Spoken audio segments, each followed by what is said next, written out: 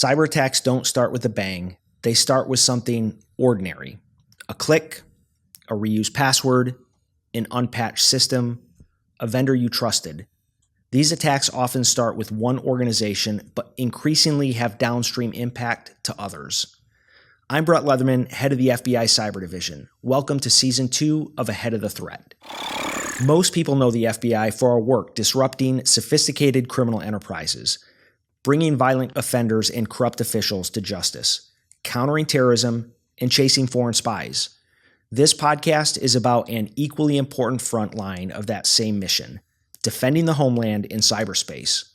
Here's how we spend our days at FBI Cyber. We pursue the people behind the keyboard, criminals and nation-state actors, so we can stop or disrupt attacks, hold adversaries accountable, and help victims recover when it happens. Since 2022, we've provided thousands of decryption keys to ransomware victims, helping them avoid more than $800 million in ransom payments. We do it with a unique view of the threat, world-class investigative capabilities, and partnerships across the government, industry, and around the world. And we have an obligation to share what we're seeing with you. The insights that help you defend, that's what this podcast is for. And if you're new here, welcome. Let me tell you what we're seeing right now. Ransomware is targeting the backbone of our economy, and the playbook keeps evolving. Last year, we saw a 17% jump in attacks, and more than 30 new groups entered the market.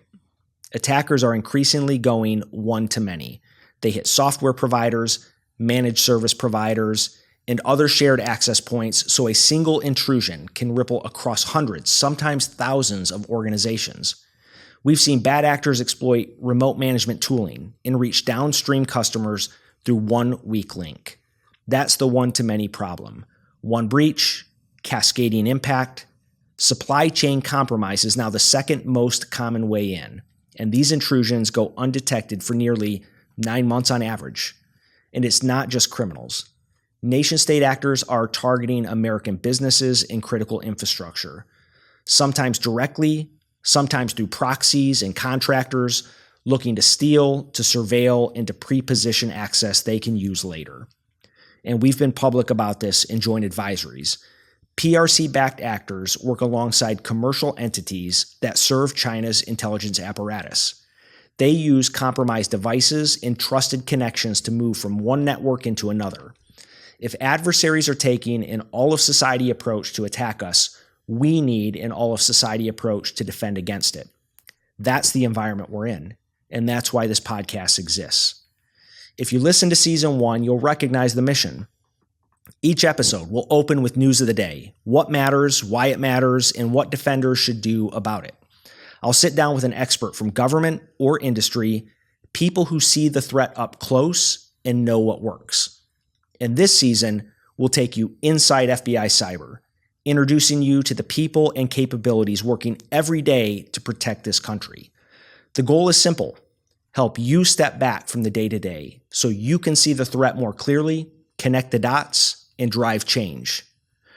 Early in Season 2, you're going to hear a lot about two things. First, the administration's cyber strategy, the FBI cyber strategy, and the priorities shaping the year ahead. Here's why it matters. It helps define what good looks like and where we need to raise the floor. It's about critical infrastructure, businesses of every size, and a balance we all want, where the costs of cyber attacks don't keep landing on American victims. And we'll be clear about where the FBI fits, pursuing adversaries, driving disruption, and supporting victims alongside our federal partners. Second, Operation Winter Shield. From mid-January through mid-March, we're running an 8-week campaign focused on one thing: defending the homeland and cyberspace against cyber threats with real economic and national security implications. Last year alone, nearly 5,000 critical infrastructure organizations reported cyber incidents to the FBI, and we know that number significantly underrepresents the true scale.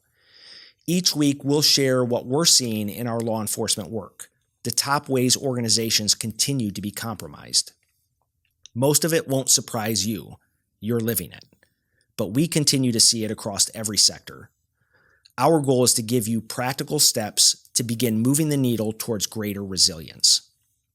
This podcast is for defenders, CISOs, security teams, and risk managers.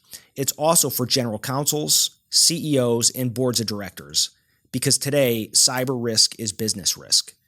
And protecting the country in cyberspace takes all of us. If that's you, this is the conversation to be a part of. Season 2 drops in a few weeks. If you want some context for what we're building, Season 1 with Brian Vondran and Jamil Farshi is a strong foundation and still relevant today. There's work ahead and the adversaries aren't waiting. Together, let's get ahead of the threat.